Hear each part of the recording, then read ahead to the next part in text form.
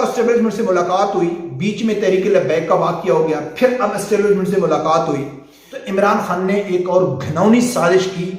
जो तहरीक लब्बैक के कारकुनों के ऊपर गोली चलवाकर इसने सिपा साहबा और तहरीक लब्बैक यानी जो बुरी तरह नाकाम हुई। मैं मुंह दिखाने के काबिल रह जाऊंगा, मेरी इज्जत बचा लो, लेकिन इस बार भी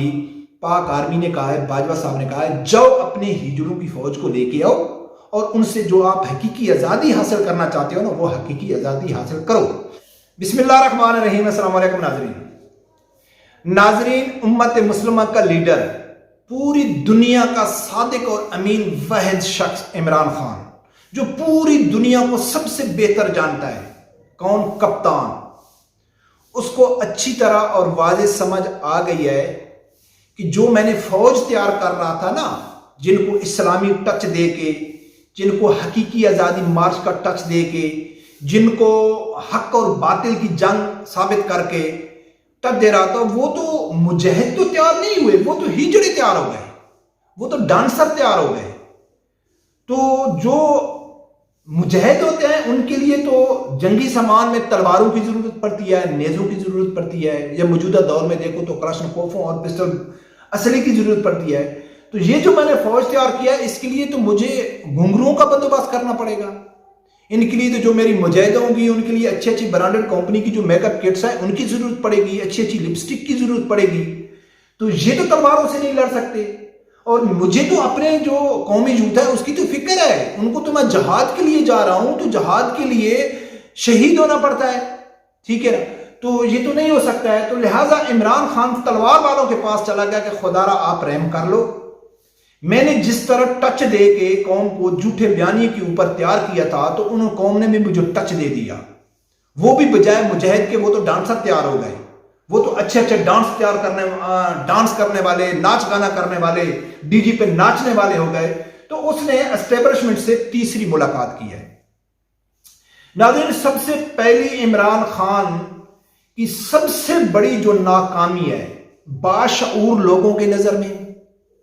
इज्जतदार लोगों के नजर में, नजरियाती लोगों के नजर में, इमरान खान की सबसे बड़ी नाकामी है कि वो एस्टेब्लिशमेंट के पास चला गया, उन लोगों के पास चला गया जिनको वो गद्दार साबित करके, मुल्क दुश्मन साबित करके, रजीम चेंज में शरीक साबित करके, अमेरिका के एजेंट साबित करके उसने जो हिजड़ों की फौज खड़ी की थी ना, तो उस फौज को सही मोटिवेट करके फिर वही उन्हीं के पास चला गया कि खुदारा आप मेरे ऊपर रहम कर लो, मुझे किसी तरीके से बख्श दो, मुझे इज्जत की जरूरत नहीं है, मुझे शर्म नहीं आती, मुझे अपने कौम यूथ की कोई फिक्र नहीं है वो मेरे बारे में क्या सोचते हैं, मुझे इक्तदार चाहिए, मुझे कुर्सी चाहिए, हर हाल में कुर्सी चाहिए। तो वो उनके पास चला गया। अब इमरान खान ने नाजरीन क्या किया है कि इमरान खान की तीसरी एस्टेब्लिशमेंट से मुलाकात है।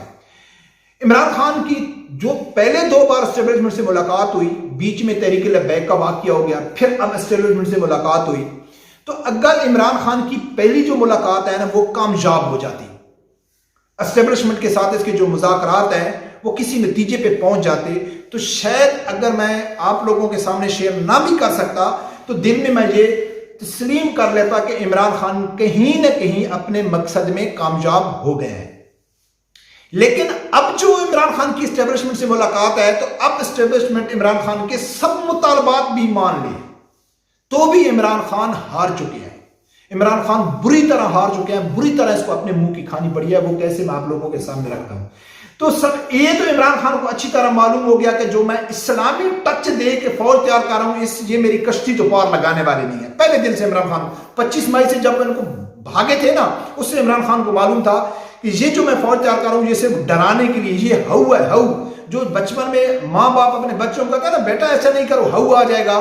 तो वो बाद में मालूम पड़ता है जब आदमी बड़ा होता है कि यार हऊ तो कुछ भी नहीं है, ये तो बच्चों को डराने के लिए है। तो इमरान खान ने एस्टेब्लिशमेंट को बच्चा ही समझ लिया था कि मैं हऊ लेके आ रहा हूं, पाकिस्तानी कौम लेके आ रहा हूं, आपको तहस नहस कर देगी, श्रीलंका तरह बना ली थी। लेकिन वो पाक आर्मी है, वो समझती है हम हऊ से डरने वाले नहीं है। तो इमरान खान के बैकडोर राब्ते थे एस्टेब्लिशमेंट के साथ। तो वो एस्टेब्लिशमेंट के पास गया, उसको कहता है कि मेरे 3 मुतालबात हैं। जो पहली मुलाकात हुई थी असद उमर और इमरान खान की, पहले असद उमर गए थे। असद उमर ने बाजवा को कहा था कि भाई बाजवा साहब आप ऐसा करें, आप एक्सटेंशन ले लें, آپ کے ساتھ ہمارا بہت اچھا ٹائم گزرا ہے، بہت اچھا وقت گزرا ہے، لہذا آپ ایکسٹینشن لے لیں۔ تو باجوہ صاحب نے کہا تھا کچھ 6-7 منٹ کی ملاقات، باجوہ صاحب نے کہا تھا کہ ٹھیک ہے تم جاؤ، مجھے معلوم ہے جو اچھا وقت گزرا ہے 5 مہینے سے جو آپ لوگوں نے اسٹیبلشمنٹ کا اور میرے اوپر جو کیچڑ اچھال رہے ہیں وہ مجھے اچھی طرح معلوم ہے۔ تو اس نے نکالا اسد عمر کو، اسد عمر بھاگ گیا۔ پھر عارف علوی نے پھر کوشش کی، پھر عمران خان کی ملاقات ہوئی، وہ بھی بے سود ہو گئی۔ عمران خان چاہتا تھا کہ بھئی یا تو ارلی الیکشن کریں اور جو وزیر اعظم منتخب ہوگا اور وہی جو نیا آرمی چیف ہے وہ لگائے گا۔ وہ تو ہو نہیں سکتا تھا کیونکہ وہ تو ابھی یعنی کہ اگر الیکشن اعلان بھی ہو جائے تو جو آرمی چیف کی تعیناتی ہے وہ تو پہلے آ رہی ہے۔ تو عمران خان نے کہا ہے کہ میں تھوکا ہوا چارٹ لیتا ہوں، میں تھوکا ہوا چارٹ لیتا ہوں کیونکہ میں نے جو قوم تیار کیا نا اس میں شرم نہیں ہے، وہ مجھے کہنے والے نہیں ہے کہ کپتان آپ کیا کر رہے ہیں۔ تو ایسا کرو کہ باجوہ کو کہو کہ آپ ایکسٹینشن لے لیں، اور کس باجوہ کو کہ جو رجیم چینج میں ملوث تھا، جو ملک غدار تھا، جو امریکہ کا ایجنٹ تھا، جس کے مقابلے میں جس کے خلاف عمران خان نے ہجڑوں کی فوج تیار کی، اس کو کہتا ہے کہ آپ پھر ایکسٹینشن لے لیں۔ اچھا وہ بھی سب بے سود ہو گیا۔ پھر عمران خان نے آرمی کے خلاف، جی میں نے جو حکومت کی ہے وہ میں تو برائے نام تھا، اصل حکمران تو پاک فوج تھی، پورے وہ اشاروں کے اوپر مجھے نچا رہی تھی، یہ کر رہی تھی۔ اچھا اس کے اوپر بھی میں نے ویڈیو بنائی ہے کہ بھئی آپ کیوں ناچ رہے تھے؟ ظاہر ہے کرسی ہے نا، کرسی کی لذت تو ہے نا، ناچنا صحیح ہے، بندر بننا صحیح ہے، لیکن کرسی ہونا ضروری ہے۔ تو خود کہا تھا عمران خان نے کہ بھئی ظاہر ہے کہ جو عمران خان کہتا ہے کہ بھئی ذمہ داری میری تھی اور حکمرانی کسی اور کی تھی 4.5 سال، تو آپ بندر ہی ہوتا ہے نا جس کو آدمی اشارے سے نچاتا ہے، ایسا کر لے ایسا کر لے، وہ ایسا کرتا رہے گا۔ تو اب عمران خان کہتا ہے کہ میں دوبارہ بندر بننے کے لیے تیار ہوں، بشرطے کہ آپ میرے سر کے اوپر ہاتھ رکھ لیں جیسے پہلے 2018 میں رکھا تھا۔ تو عمران خان نے کیا کیا کہ وہ فوج کے خلاف پھر بڑے بڑے بیان دینا شروع ہو گیا۔ کچھ بھی معلوم ہے کہ بھئی میرے اوپر پریشر بڑھتا جا رہا ہے، میرے اوپر کارکنوں کا پریشر بڑھتا جا رہا ہے، مخالفین کا پریشر بڑھتا جا رہا ہے کہ آپ کی جو ہجڑوں کی فوج ہے وہ ابھی پھٹنے والی ہے، ان کا جو جذبہ اور جنون ہے نا وہ پھٹ جائے گا، طوفان آ جائے گا، جلدی کرو۔ ان کے اندر جو حقیقی آزادی کا کیڑا نا وہ ابال مار رہا ہے کہ کس طرح آپ عمران خان اعلان کریں ہم جائیں اور پورے پاکستان کے اوپر قبضہ کریں۔ تو وہ پریشر تھا اس نے، اور فوج بھی اس کی بات نہیں مان رہی تھی۔ تو عمران خان نے ایک نیا چال چلنے کی کوشش کی، اے پی ایس کی طرح جو 126 دن کا دھرنا تھا اس کو ناکام بنانے کو، اس کو ختم کرنے کے لیے 150 بچوں کی قربانی دینی پڑی۔ تو عمران خان نے ایک اور گھناؤنی سازش کی جو تحریک لبیک کے کارکنوں کے اوپر گولی چلوا کر اس نے سپہ صحابہ اور تحریک لبیک یعنی کہ فساد جو ہوتا ہے مسلکی فساد کو پھیلانے کی کوشش کی، جو بری طرح ناکام ہوئی۔ حافظ سعد رضوی صاحب نے بہت ہی عقل مندی سے، یقین مانے ناظرین ویڈیو لمبی ہو جائے گی، میں اس کی تفصیل آپ لوگوں کو بتانا بہت ضروری ہے کہ شاید بہت لوگ یہ کہیں گے کہ حافظ سعد رضوی صاحب نے غلطی کی ہے، وہ نہیں جانا چاہیے تھا، جب واپس کیوں آ گیا، جب وہ ڈر گیا۔ یقین مانے وہ نہیں ڈر گیا تھا۔ میں آپ کو کہا تھا کہ حافظ سعد رضوی صاحب کی عدم موجودگی میں پوری ریاست نے آگے ہزاروں کنٹینر لگا رکھے ہوتے، کھڈے کھود دیے تھے، پانی ڈال کے اس میں کرنٹ دے دیا تھا، لیکن کارکن رکنے کے لیے تیار نہیں تھے۔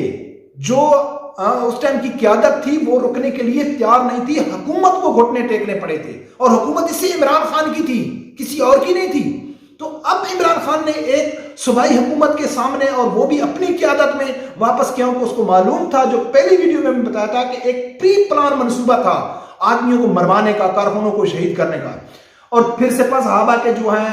ان کے عہدیدار ہیں، ان کے بیان بھی آ گئے ماشاءاللہ، اس سے تو اس کی ناکام سا۔ تو پھر اس نے کہا ہے کہ چلو ایک بار اور ٹرائی کر لیتے ہیں، اپنے باپ دادا کے پاس چلے جاتے ہیں، ان کو جا کے کہتے ہیں کہ بھائی خدا را ہم کو معاف کر دو۔ جس طرح حافظ سعد رضوی صاحب نے کہا تھا نا کہ عمران خان امبیسی میں چلے گئے تھے، امریکہ امبیسی میں، اور ان کو جا کے کہتے ہیں وہ بابا ہم تو قومی یوتھ کو بے وقوف بنا رہے ہیں، آپ کے مخالف بیانیاں دے کے، ہم آپ کے مخالف نہیں ہیں، کل بھی آپ ہمارے دادا تھے، آج بھی آپ ہمارے دادا ہیں، ہم آپ کے غلام ہیں، جی صرف ہم قومی یوتھ کو بے وقوف بنا رہے ہیں کہ ہم امریکہ کے مخالف ہیں۔ تو عمران خان پھر پاک آرمی کے پاس چلے گئے کہ بھئی یہ تو ہمارا جھوٹا بیانیہ تھا، ہم نے تو ایک ہیجوں کی فوج کھڑا کر کے اس کو ہو بنانا تھا، لیکن یہ تو ہم مذاق کر رہے تھے، لہذا آپ ایسا کریں کہ ہمارے مطالبات مان رہے، کسی طریقے سے ہمارے ہاتھ میں ایک پرچی تھما دیں، جس طرح سیفر کی پرچی تھی نا کہ یہ امریکہ چینج، امریکہ میں رجیم چینج کی سازش آ گئی، سازش آ گئی، سازش آ گئی، پوری قوم کو بے وقوف بنا لیا۔ اب ایک پرچی مجھے دے دو جس کے اوپر لکھا ہو کہ الیکشن کی ڈیٹ دے دو، چاہے وہ 10 سال کی بعد کی بھی ہو، تاکہ میں قومی یوتھ کو پھر بے وقوف بنا لوں۔ اور میرے جتنے بھی یوٹیوبر ہیں، جتنے بھی صحافی ہیں، دیکھو جی عمران خان نے پریشر ڈال دیا، دیکھو عمران خان کے سامنے سب نے گھٹنے ٹیک دیے، اسٹیبلشمنٹ ہار گئی، پی ڈی ایم ہار گئی، تو مجھے ایک ڈیٹ لکھ کے دے دو، چاہے وہ کب کی بھی ہو، کہ بھئی الیکشن فلاں ڈیٹ کو ہوں گے، تو پھر میں منہ دکھانے کے قابل رہ جاؤں گا، میری عزت بچا لو۔ لیکن اس بار بھی پاک آرمی نے کہا ہے، باجوہ صاحب نے کہا ہے، جاؤ اپنے ہجڑوں کی فوج کو لے کے آؤ اور ان سے جو آپ حقیقی آزادی حاصل کرنا چاہتے ہو نا، وہ حقیقی آزادی حاصل کرو۔ پھر آپ کو معلوم پڑے گا کہ اسلامی ٹچ، حقیقی آزادی کا ٹچ، جہاد کا ٹچ، اور ٹچ کا کیا رزلٹ نکلتا ہے، جو حقیقی مجاہد ہوتے ہیں نا، ان کا کیا رزلٹ نکلا ہے، جو KPK میں افغانستان میں نکلا ہے۔ کتنا دبانے کی کوشش کی گئی، 8 نیٹو ممالک مل کے 3.5 لاکھ جدید اسلحے سے لیس آرمی کو بھگایا، 70,000 نہتے، یعنی کہ ایک معمولی سی کراسکوف لے کے سب کو بھگا دیا۔ وہ ہیں حقیقت پہ یقین رکھنے والے، اور جو ٹچ پہ رکھنے والے ہوتے ہیں نا، وہ در بدر چور رستہ ڈھونڈنے کی کوشش کریں جو ان کو نہیں ملتا ہے، ذلت ان کا مقدر بنتی ہے انشاءاللہ۔ رب پروردگار سے یہی دعا ہے کہ اللہ تعالیٰ ہر آدمی کو حق سے سننے کی اور اس کے ساتھ کھڑے ہونے کی توفیق عطا فرمائے۔ اللہ